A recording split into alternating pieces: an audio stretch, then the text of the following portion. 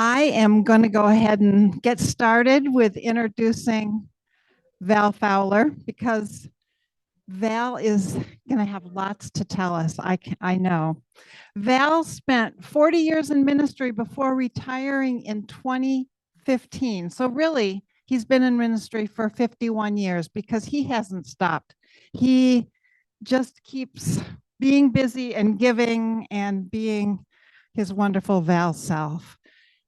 His last church was First Presbyterian Church in um, Honeoye Falls, excuse me, and you were there for 12 years. He's also a musician, which you may have picked up just looking here. He's played his guitar at many churches, at Camp Whitman, where he's been a chaplain, with the Golden Link Folk Singing Society, at open mic concerts, at benefits. And he just told me, and I might get this wrong, that he 5 times a week is on online music related sing along and events, virtual open mics, some of them abroad, England. So this is part of his life for sure. Val is currently moderator for the DUPC session and has been stated clerk for the Genesee Valley Presbytery. And I have no idea how long you did that. You probably know at the tip of your 19 years.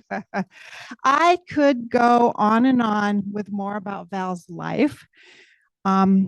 Because I do sleuth people and I looked at Facebook and I found out a lot about Val from Facebook, but I'm going to stop and let him tell you more. But I do want to say one thing that I read on Facebook that was just too precious to not say here. His daughter left a post on his page and she said, "I'm enormously proud of you, Dad. You've walked your faith all your life. Your integrity inspires me. I love you." And what father would not want that from his daughter? Before I give up the mic, I also want to say Val, because he knows so much about audio and music, helped us figure out our music situation here. So hopefully the people at home are going to hear Val just as well as we are when he sings. So, Val, so glad you're here.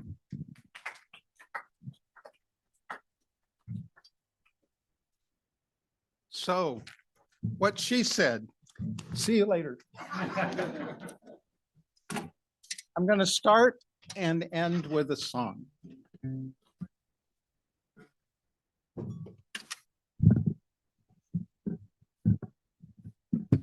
I'm going to start and end with a song, both songs.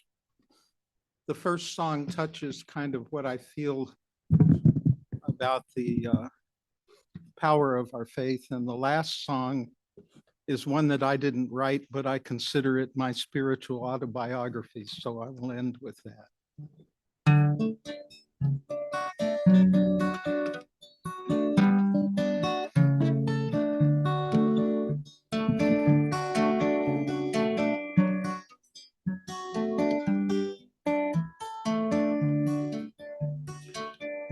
All of us are immigrants in this state of grace. None of us inherited, we all must find a place. Lifted up by mercy and held in love's embrace. All of us are immigrants in this state of grace.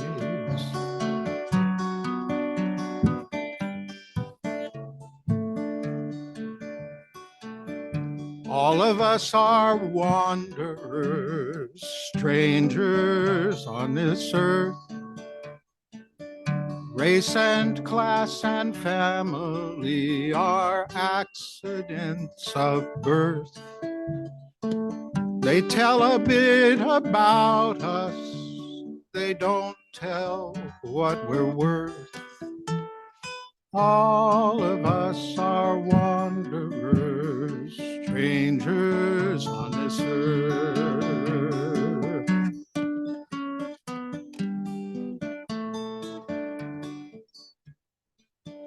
All of us are instruments, voices in this song. We do our best to play our parts. Sometimes we get them wrong.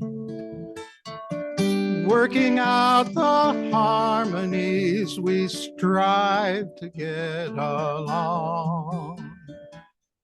All of us are instruments, voices, this song.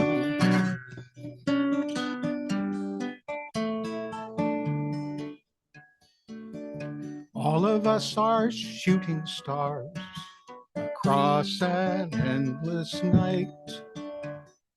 Each one burns a different course, a brilliant burst of light. We glow for just a little while, then trail off out of sight. All of us are shooting stars across an endless night. We glow for just a little while, then trail off out of sight. All of us are shooting stars across an endless night. All of us are immigrants in this state of grace. None of us inherit it. We all must find a place. Lifted up by mercy and held in love's embrace. All of us are immigrants in this state of grace.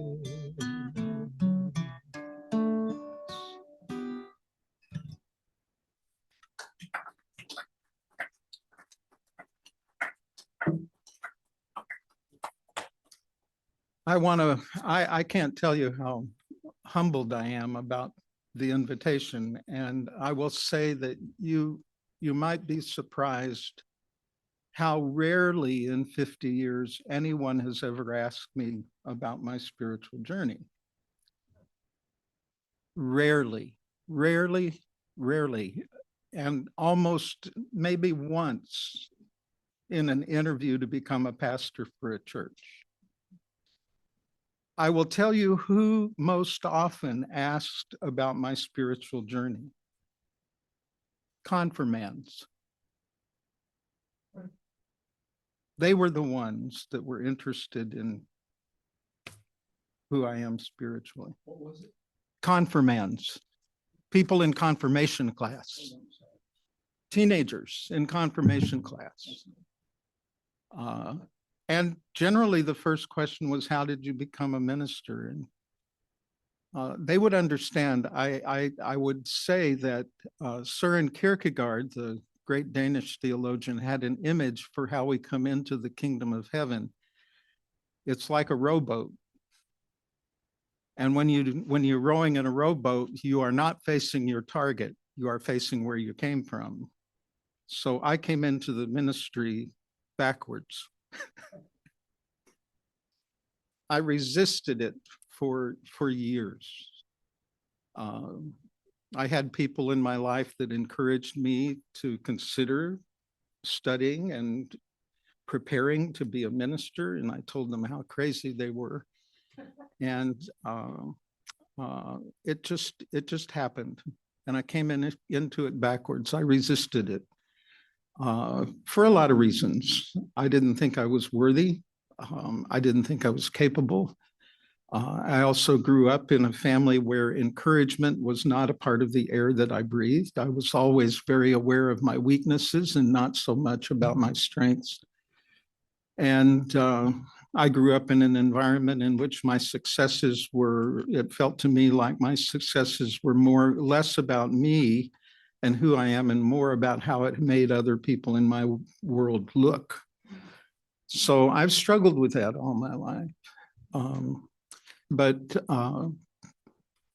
things seem to just happen. I went to college intending to become a politician, and ended up, well, I put it this way. I used to say when I was amidst seniors in high school, juniors and seniors, I would say, pay attention to what you're reading for your courses. If it puts you to sleep, pay attention to that. If it's a page turner and you stay up until 3 a.m. reading about it, that's probably either your hobby or the work that you're going to do.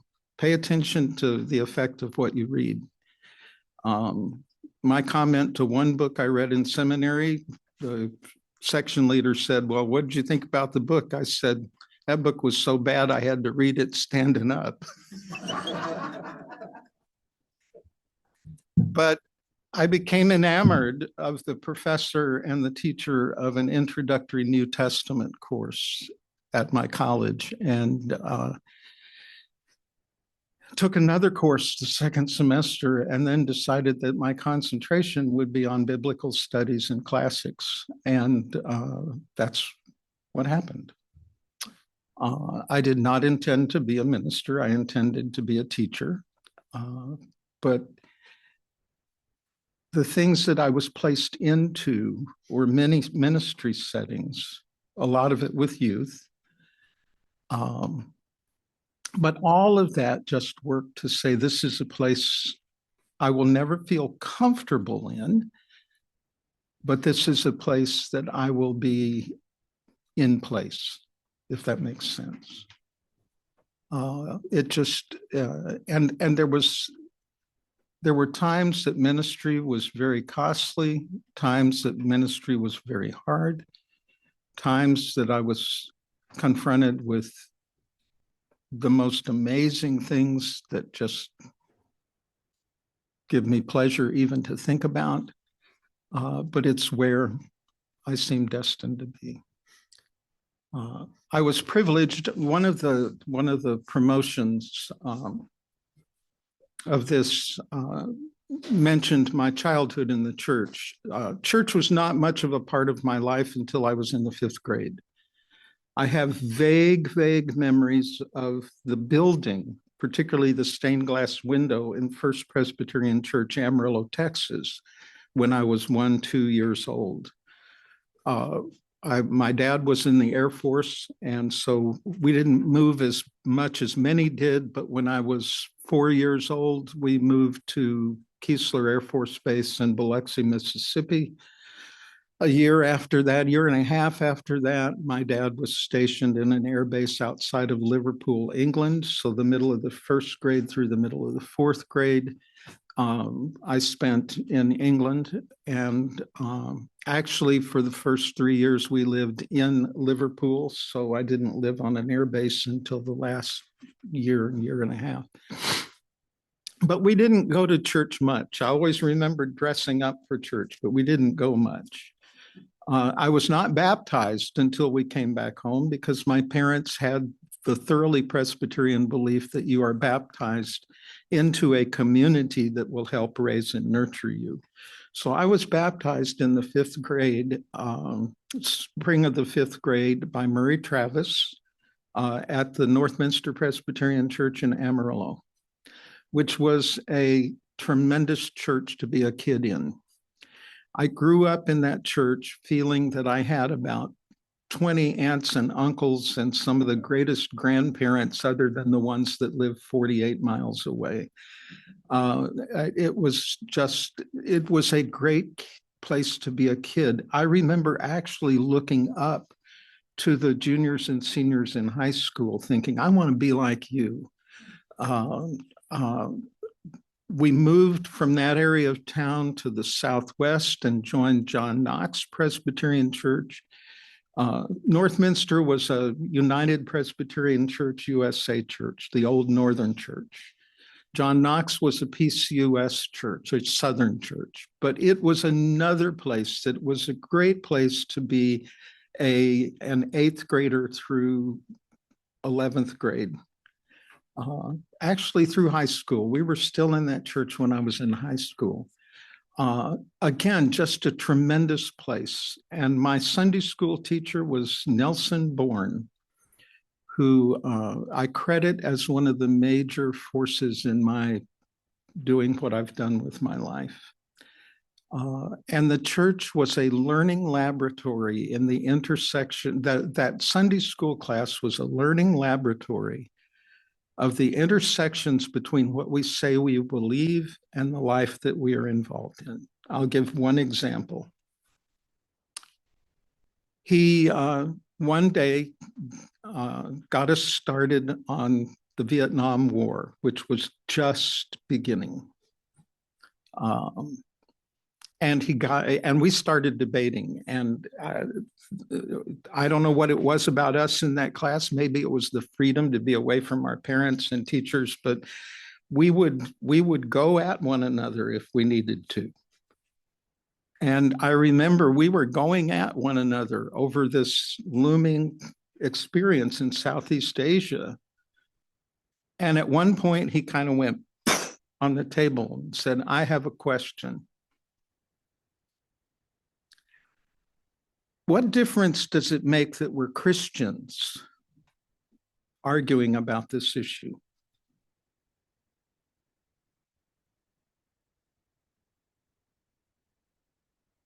Think about that. What difference does it make that we are Christians arguing about this? And it blew our ever-loving minds. But that was one place where we learned that we can disagree, but there's something that holds us together. And there came a point in that church's life, I've got chills right now, that the 8 or 9 of us that were the youth group in that Sunday school basically led that church for almost a year.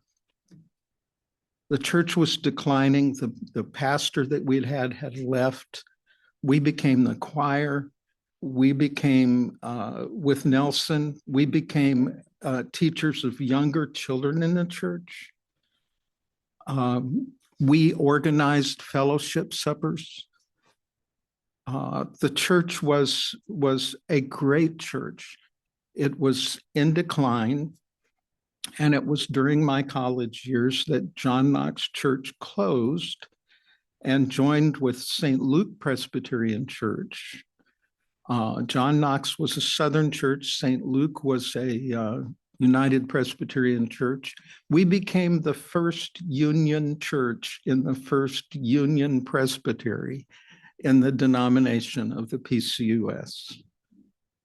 And that was another experience and one of the things that kind of nudged me to ministry was most of the guest ministers that preached at St. Luke Church were retired pastors, and all of them were characters.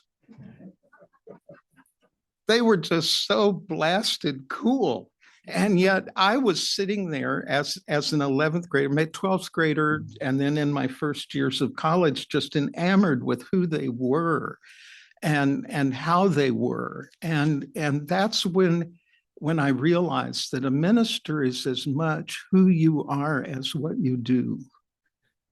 And I actually had guest ministers that would remember my name when they came back into church. I sang in the choir. That was my first real music experience. I sang in the choir at St. Luke Church. We were blessed to have a 6-voice choir. We had sopranos, altos, tenors, basses, Mrs. Loomis, and Mr. Stewart.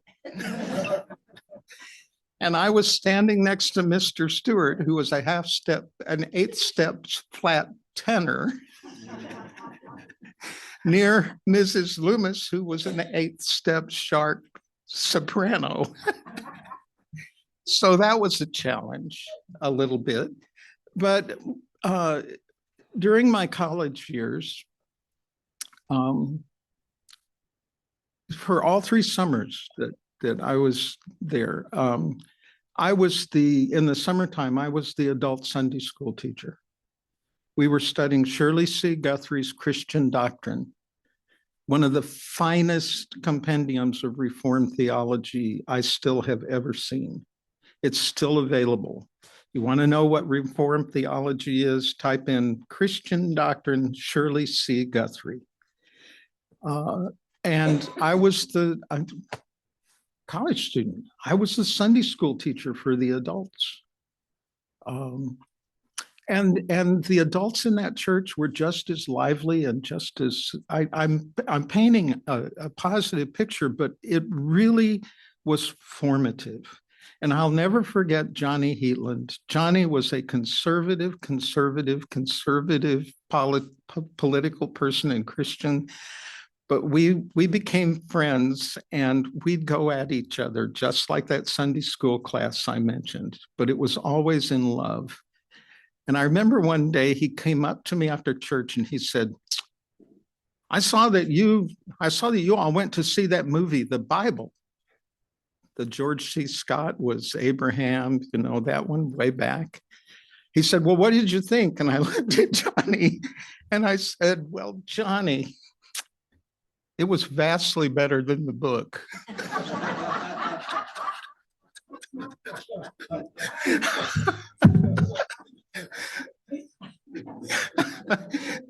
And we stayed friends. But I through it, there was this sense of, in each of those 3 communities, there was this sense of what I just sang about. We're people. We're together. And it means something that we're together.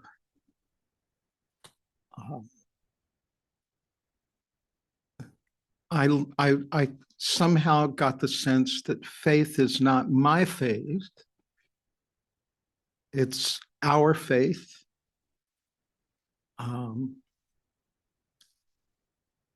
And I remember thinking this, even as a senior in high school,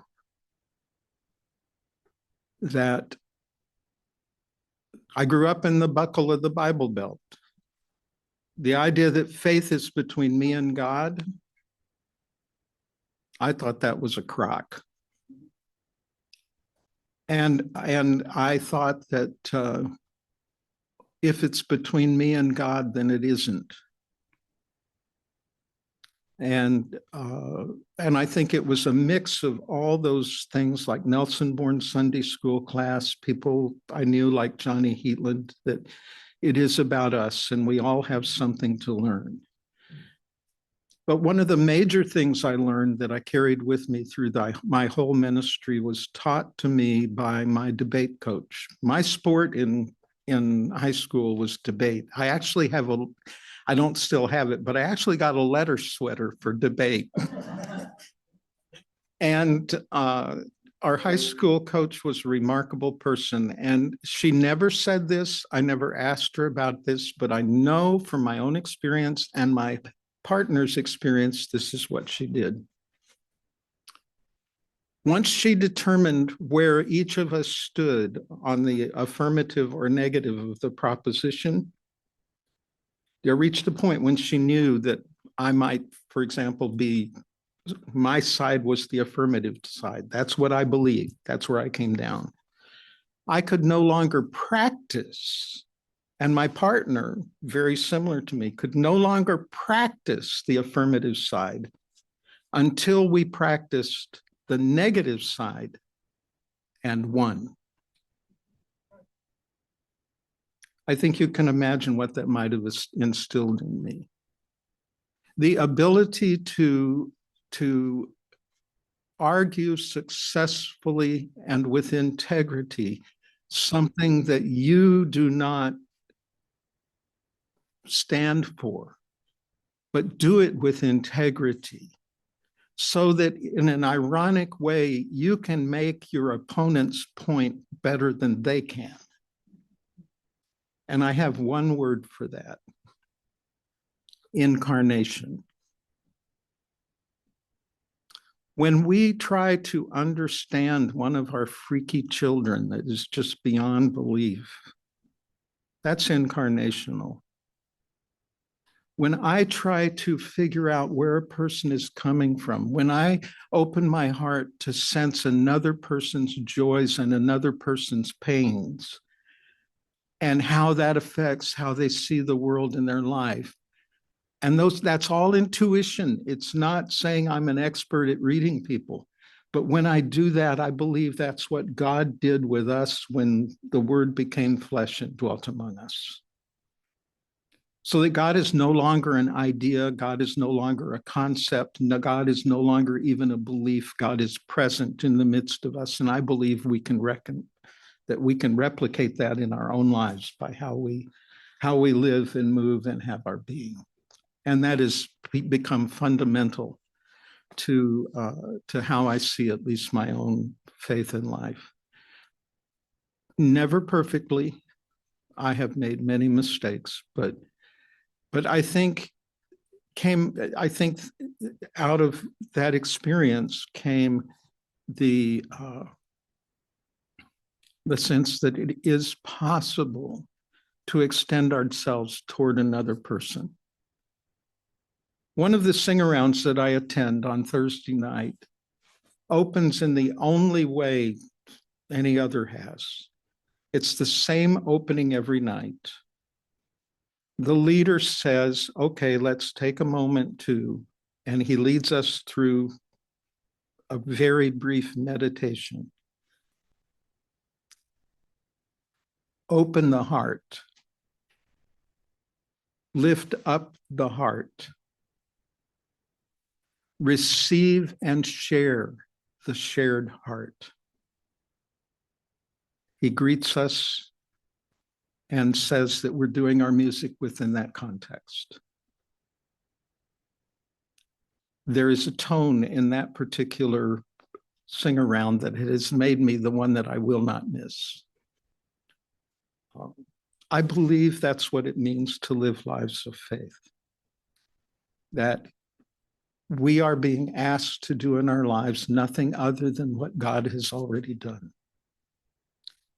And that the church is a learning laboratory for how to receive a shared heart, how to lift up a heart, how to open a heart. The church is a learning laboratory for doing that. And especially because we are always put in the position of sharing faith with people we don't like a whole lot, or people who are not as enlightened as we are. I'll tell you my criticism of Rochester, New York. Rochester, New York has terminal uniqueness. We are not the best city in the entire world. We are not, but we think we are. Everyone would be better. I served one church that had a case of terminal uniqueness. The whole Christian faith would be better if it was just like us. But those are keys to my faith. And I have a strange relationship with God, I think. I don't know. It's mine. And it feels strange to me, but I know God is present. There's never a moment that I don't know God is present, but sometimes I wonder why God is not there. I shout at God a lot. I pray Tevia's prayer a lot. Lord, I know I'm one of your chosen, but would you please choose someone else for a while? But somehow I and we muddle it through, and somehow we make our way. And that's just a part of who I've become. And so as I was preparing to graduate from seminary, I realized, well, I'll preface that by saying that a powerful part of my life was that In the summer after my first year of seminary, I went to Lancaster Presbyterian, New York, in Buffalo, and I was there for just the summertime to be a summertime youth minister. It was wonderful, and that church, I tell you what, I still can't believe it, but it was one of those things when I was lucky enough to be in the right place at the right time. The 4th, 5th, and 6th grade group had 40 kids. The 6th, 7th, and 8th grade group had 60. The high school, senior high school group had 60, and there were almost always at least 50 in the room at one time. I got a canoe trip to Algonquin Park in May. I got to direct 2 summer camps. I got to do, and in the middle of that time, the session asked if I would be willing to stay for the rest of the year. So I got permission to, most internships in seminary are done after your 2nd year of ministry. I got permission to do one after my 1st year of ministry. So when I said goodbye in the spring of 1971, or the spring of 72, I didn't come back until the spring of 73. I was there, and it was more than anything else what taught me that I had a fair chance of being able to be a minister. That church was extremely conservative. I marveled at why they asked me to stay with them. But it was because of the kids. And in fact, the Lancaster Presbyterian Church, now about 10 years ago, became a evangelical Presbyterian church congregation. It broke my heart. But that was another way of living Nelson Bourne's idea. What difference does it make that we're Christians talking about these things? And that experience gave me the confidence. And so I told God, as I was preparing for being called, I told God, I'll go anywhere except Texas. And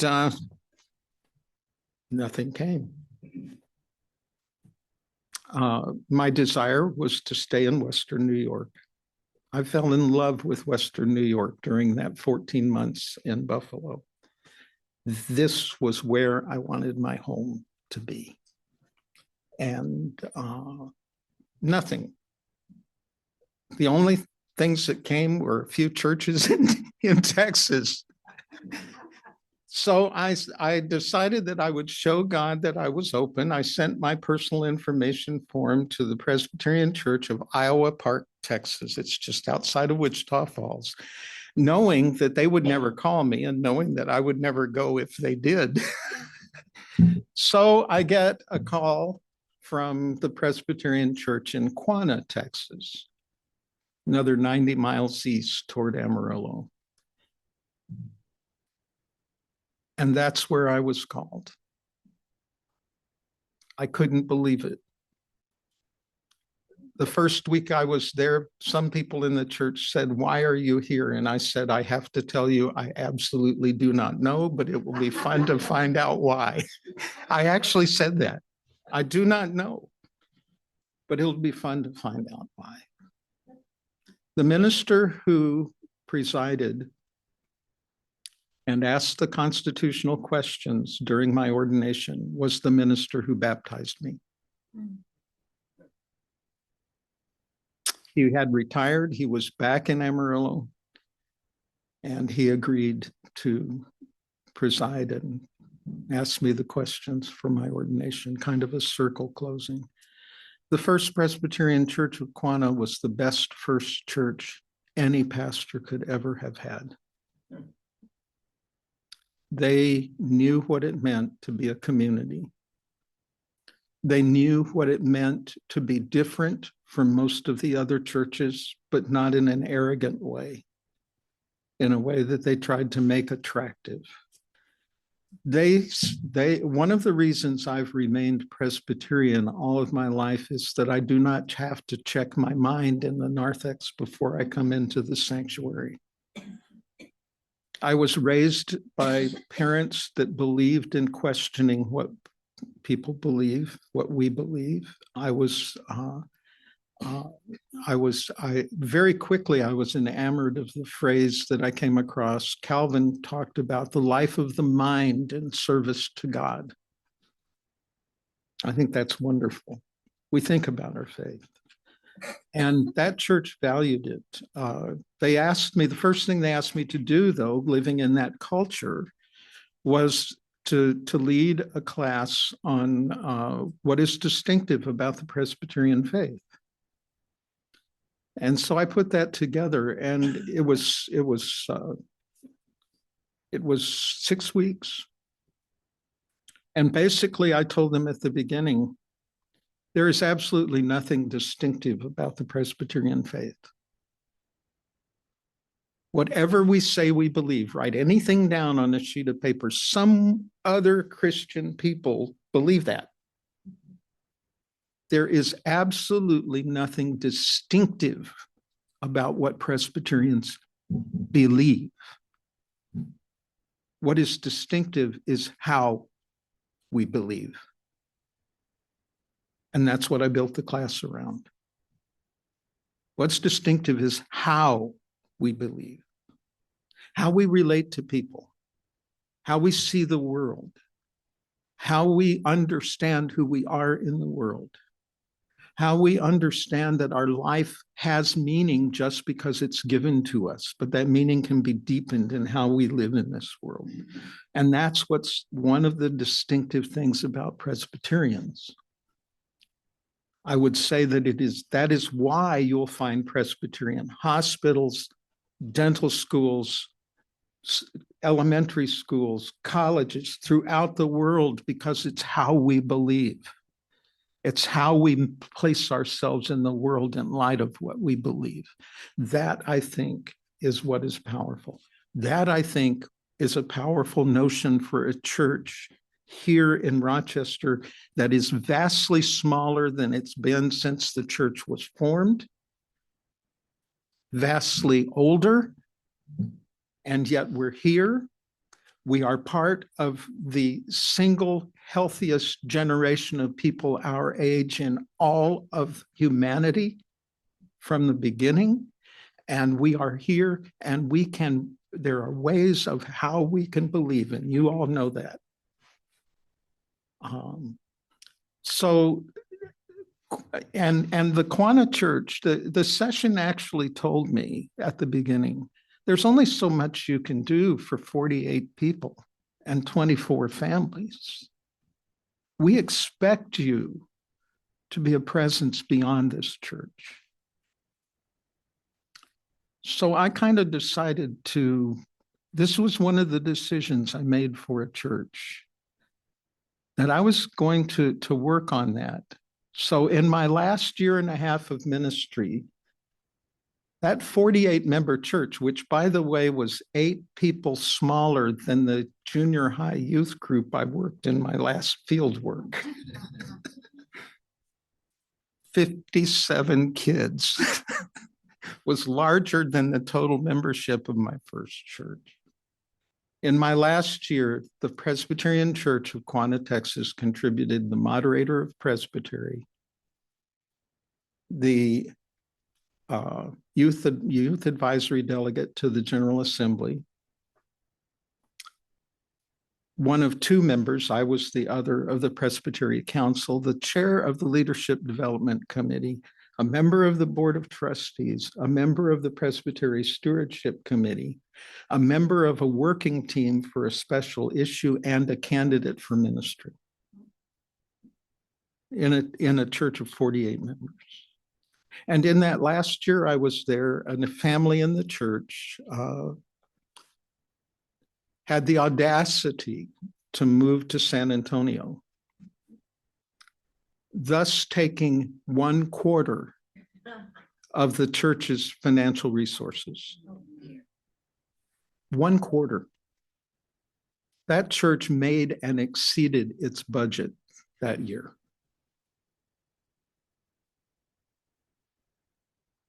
And it was just a great place to be. Why the heck did I leave? Well, I think we all kind of realized that we knew it was time for a change when the special became ordinary. I articulated that with a couple of 3 session members. I said, it seems like the special has now become ordinary. And I became the second longest tenured pastor in the history of that church. So 5 years was a long time. In fact, one of the elders that I had a great relationship when I was there a little over 2 years said in the session meeting at the end, he said, well, this really isn't new business, but I need to raise something we need to talk about. Val's been here 2.5 years. If he was any good, he'd already be gone.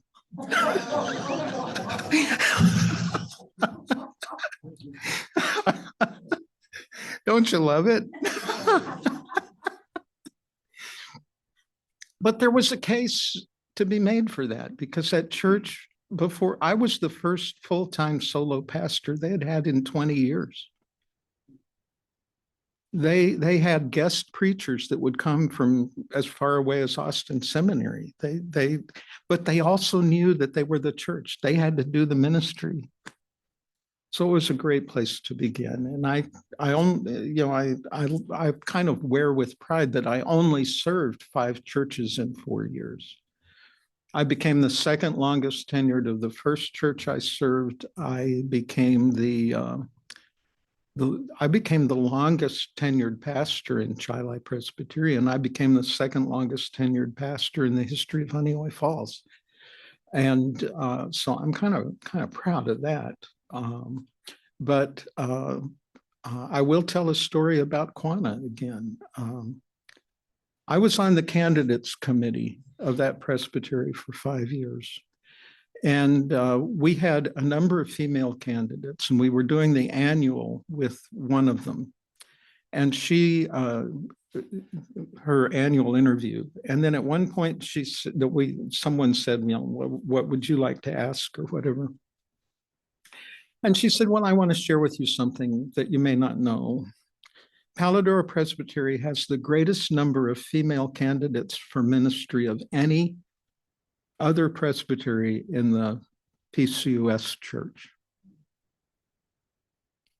Wow. Then she said, so why is there only one female pastor working in this presbytery and she's a part-time associate?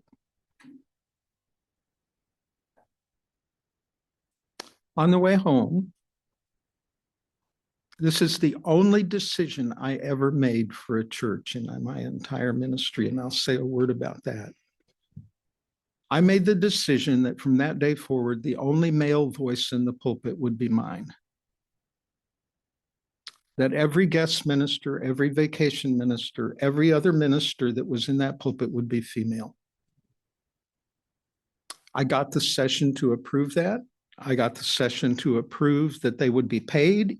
And I said, because I said the other thing is the first time a female preaches as a guest preacher, I will be there. And I called every female candidate in our presbytery with the invitation to preach. And I said, but I want you to know that the first Sunday that you preach for us, I will be there. And I could hear the catch of breaths, Let me tell you why, I would say. I will be there under your leadership. The church needs to know that I can be subject to someone else's leadership in the church. I will do in that worship service whatever you want me to do, even if it's sitting in the back row. But I will be there because I'll be damned if I convey the message that a female pastor is good only to substitute for the important guy. Because I saw that coming down the road. That church became the first pastor in Paladora Presbytery to call a full-time solo female pastor, and she made me the third longest tenured pastor of the church.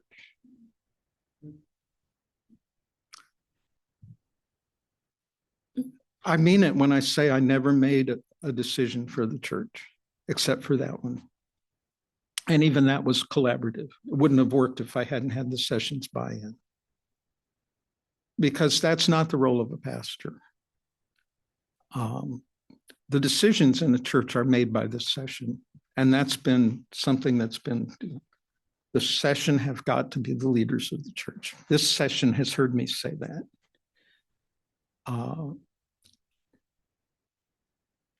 I won't go into a long discourse of what I think the role of a pastor is, but making decisions for the church is not one of them.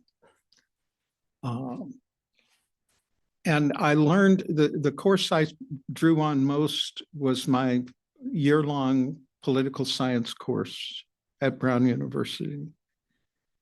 And it was different from any political course I had in high school where we looked at politics. We didn't look at the content and the structure of governments. We looked at the system of the entire nation and looked at how things interplayed. The final exam was 45 pages long. The professor had created a country with a government, and it was one question. Write a systems analysis about the country Beiserland. His name was Ted Beiser, so he created Beiserland. So we were to do a systems analysis of an entire country that had been made up. We were to, 30 of those 45 pages were irrelevant, but that was for us to determine. It's the best final exam I ever had in my life. And it ingrained in me things like the church is a system of competing and interchaining and interacting things. Everything has a relationship to something else. The system has a history. The system has a future. The system has a presence. I learned the difference between leverage and oppression. I learned the difference between power and influence. I would vastly far rather come down on the area of influence than I would ever come down on the area of power. So I learned things there that I think helped, I hope helped in the work that I did with the churches I served and with the role I played as stated clerk. I do believe that the faith together is about empowerment. It's about encouragement. It's about grounding. It's about the ability to speak truth, even if that truth may hurt, but in such a way as it doesn't create division, but the ability to work through things. A colleague shared a story that I think points to that. He went to the celebration of the marriage of a favorite aunt and uncle who were 96 years old, celebrating their 76th year of marriage. And he told me that at one point someone said, "What is your secret?" And the husband said, "We didn't want a divorce." And the wife said, "I disagree." And then she said, "We never wanted a divorce at the same time."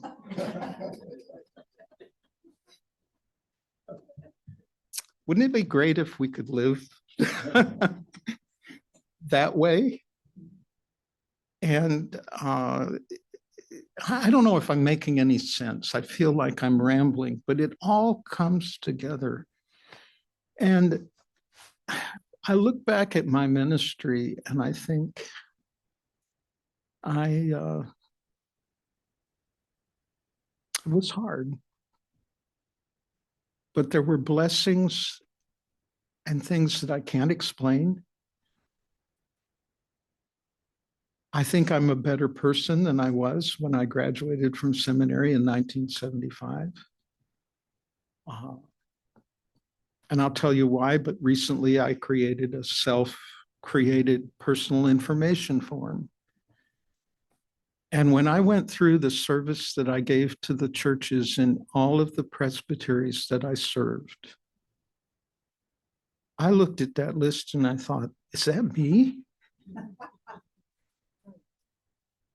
I was an active presbyter in every presbytery that I served, capped off by 19 years as stated clerk, which is the finest, most satisfying, most interesting, most challenging thing beyond pastoring a church that I've done in my whole life. And I thought, this is worth something. I wasn't trained to be able to say that, but I could say it. So this last Christmas time, I spent 10 days in Fairbanks, Alaska. There was a group of people from 3 different virtual sing-arounds that were wanting to take a trip somewhere to see the Northern Lights. So we landed on Fairbanks. And all of them pooped out. And the last one canceled 2 hours after I had made my plane flight and hotel reservations. And I thought, I'm going. I thought, I'm going. This will be good for me. I don't need other people to make it good. I'm going. And so right after I did that, I pulled up the search for Presbyterian churches, PCUSA churches in Fairbanks. There's one, University Christian Presbyterian Church, and I filled in the little form on their website. And 2 hours later, I got a note from a member of the church saying, a member of the session, apparently the office manager had sent my note to all the session. All I said was, I'm going to be there over Christmas. I want to worship with you on the 21st, if that's okay, and da-da-da-da-da. And so I get a letter from this church member saying, I happen to be the clerk of session, but I also happen to be the stated clerk of the presbytery, and I'd like to take you lunch the day you get here. And then I got an invitation to sing in the choir and practice for Christmas Eve. And then I got an invitation from a couple to take me on a tour on the Monday I was there to show me some things that I might not have thought of seeing. The only thing I can say about the trip to there and that church is to steal John Denver's line, coming home to a place he'd never been before. And out of that came 3 people at 3 different times saying, with what we've seen in you, each one of them said, I can think of 4 or 5 churches that would benefit if you ever wanted to come back. 4 or 5 churches that any one of which would benefit from some time with you. And I said, I'll think about that. I thought about it and I said, well, let's see what God does. It all depends on the Presbyterian words, if the way be clear. I think it's going to be clear. So June, July, and August, I will be in Utqiagvik, Alaska, the northernmost town on the landmass of the Western Hemisphere. 67% Inupiaq in tradition and culture and spirituality. 60% of the Presbyterian Church there is Inupiaq, a culture that has been this is not, it's the only way to describe it, a subsistence culture since 900 AD, and a culture that depends on community for living, and I'm going to go.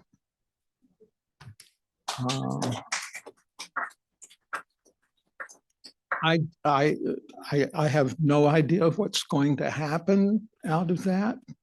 I believe, as I've always believed, that it will be good. The 2 images that came to me, the first one was that the one experience that Paul had was when he was planning to go east and had the vision of a person saying, come to Macedonia, come to Macedonia.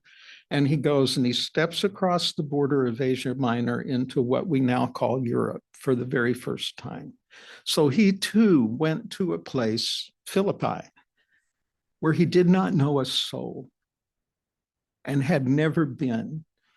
And he meets a women's group at the river, doing whatever they're doing, maybe laundry or whatever. And he becomes a part of the women's group for a short time. And then Lydia invites him to her home, and that begins the development of the church in. And I'm thinking, this is kind of like Philippi. Never been there, don't know a soul.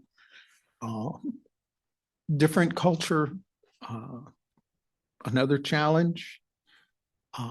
And then the second is I'm going to treat this like the sabbatical that I never had a chance to have. So I'm already doing the preparation for that. And the Penfield Church is interested in what I might do if I were, pastoring there to bring them in onto it before I go and after. So who knows what will happen, but never thought I would do that. It's 76 years old, but it can happen. So I don't know. I hope this has been what you were hoping for. Yes. So let me sing my last song. This is written by Joe James, and when I heard it, I thought, how does he know me? And I will tell you that the last verse, and I'll point it out, this is the last verse, is who I like to see myself being.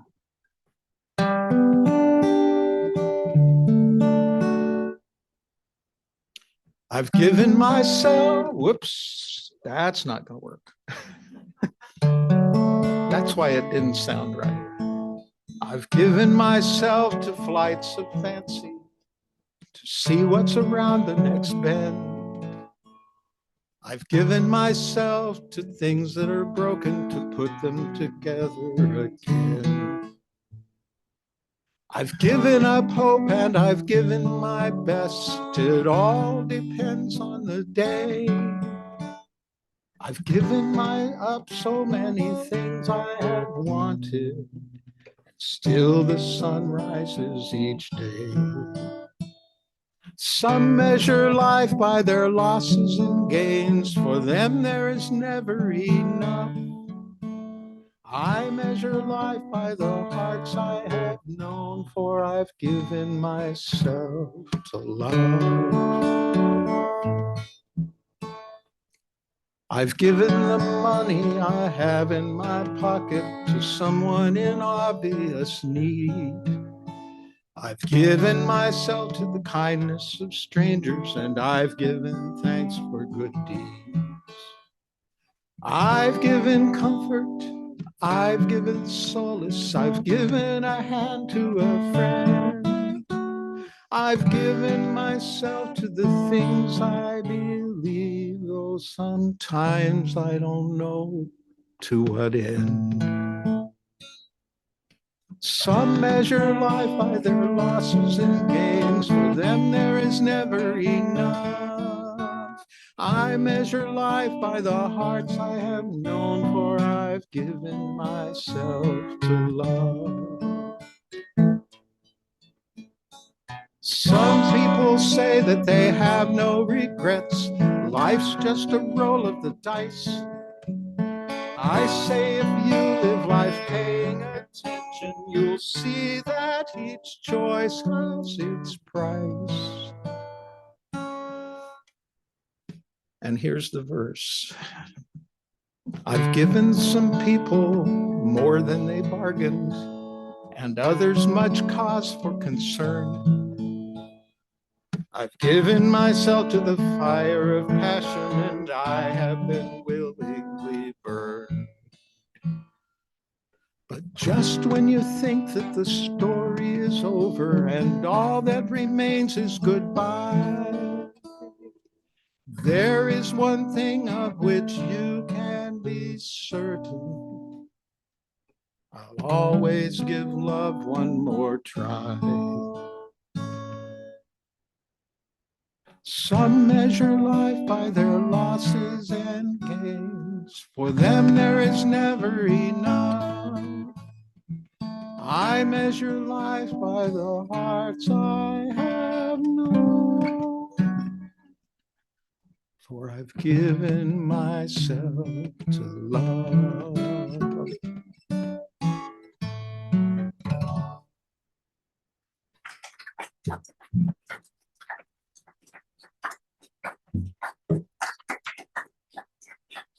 Thank you all. Val, you have shared so much of you today, and I really appreciate that. And I also realize that we've seen a segment of you. We've seen a segment of your life, a wonderful segment.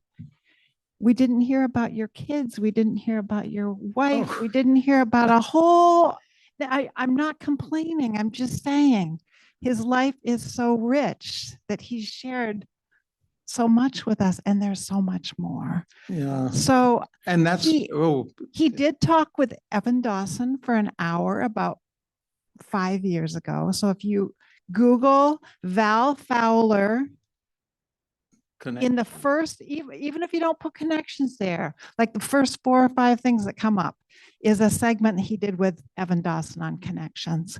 So if you want to hear more from Val, I listened to the whole hour. I highly recommend it.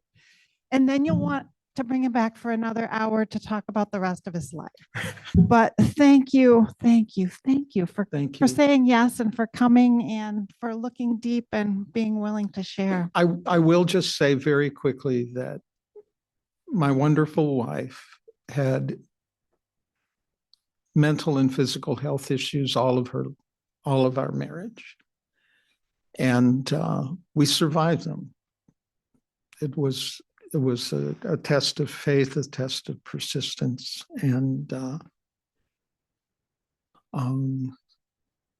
finally, in the last year and a half of her life, which was the revelation that the cancer had metastasized to her brain,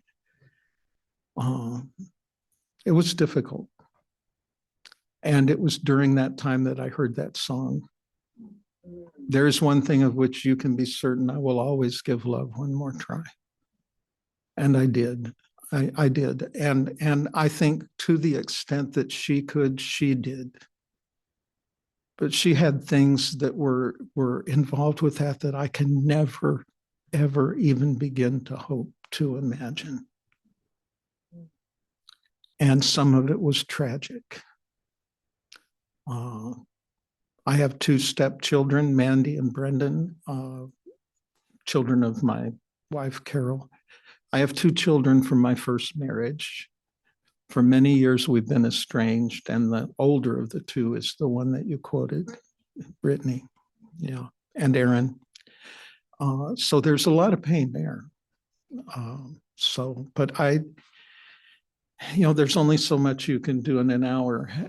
But I think it's enough to say that if there's please don't get any idea that my life has been anything other than a challenge, because it has been.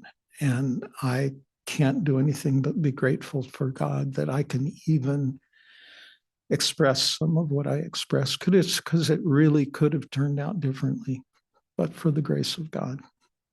So thank you. Attitude is amazing. So thank you. Thank you. And anytime I can be back. Oh, by the way, I didn't share that I went to the 1974 General Assembly as the seminary advisory delegate. And at that time, seminary advisory delegates were placed with a presbytery, not their own. Guess who mine was? I met Jim Rice. I palled around with Virginia. We became friends. We made many visits to Ollie's Trolley, best hamburgers I've ever had in my life. And it was Virginia that when we were discussing revising the worship, the old worship book to make the language inclusive, finished, it was denied. And some minister went to the microphone and said, we should sing a hymn. Well, what hymn? The moderator said. And he said something like 493. And we opened the book and there was a groan because the hymn was Rise Up, O Men of God. To which Virginia said, she pulled us together and she said, let's change the R to a W. Wise up, O men of God. I think it makes it a stronger hymn. Please come back next week because our speaker is going to be, he is going to share his journey of faith across the entire world. And he has brought his Christianity with him as his foundation of faith through many trials and tribulations. Is that accurate? Yeah. So he has much to share. So please, please, please return next week.